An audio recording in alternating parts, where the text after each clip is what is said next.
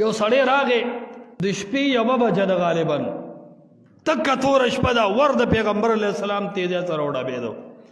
پیغمبر علیه السلام بار شو باران ورېدو حیران شو چې دا ټیم چا ور وډبو چې څنګه ور کولاو کو نه یو سړی چغې کړې او په ژړا شو ورته وایي انی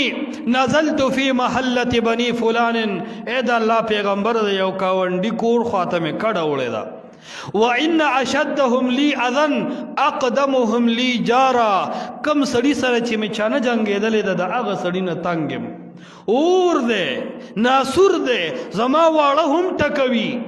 زما خزی ته هم آوازونه کوي په لاره شپیلی هم ورته وخي اے د الله حبیب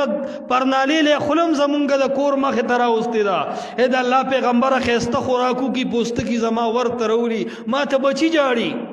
تنگ یم د دې ګاونډي نه څه حل راله راوباسه پیغمبر علیه السلام ډېر خفه شو عمر او ابوبکر صدیق رضی الله عنهما دواړه یې راوغوښتل ورته ویې لاړ شه او هغې ته نصیحت وکړې او هغې ته نصیحت کې دا ووایي چې لاړ شه او یو آواز وکړې هغې لاړل فیقومون علی بابه فیصیحون عمر فاروق او ابوبکر صدیق د هغه ګاونډي ور وډباو او چغې ووالې او په چغه چغه کې دا ووایي الا ان 40 دارن جارکا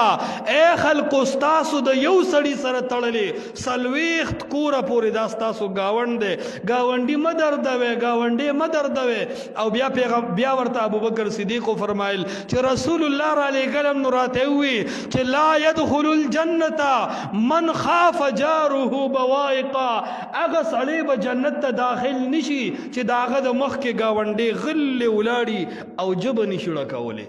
هغه سړی به جنت ته داخل نشي چې د هغه د تکلیف د هغه د ضرر د وجې نه ګاونډي ته تکلیف دی دومره په اوچت اواز ټي وي او ډیګ لګولی دی چې ګاونډیان ته مونځ هم نشي کولی